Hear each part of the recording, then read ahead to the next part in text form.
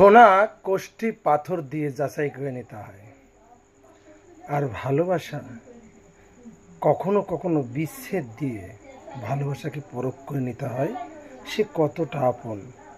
অতিরিক্ত ভালোবাসায় কখনো কখনো অবহেলা বাড়ে। কেন? যে না চাইতেই পায়, তারপর ভরসা থাকে সে তো আমার কাছে অবশ্যই আসবে।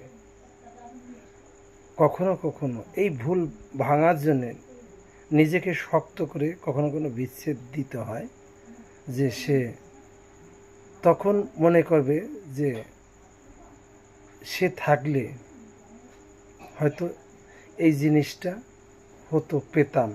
আর সবসময় যদি তুমি সামনে থাকো, ও তোমার আছেই।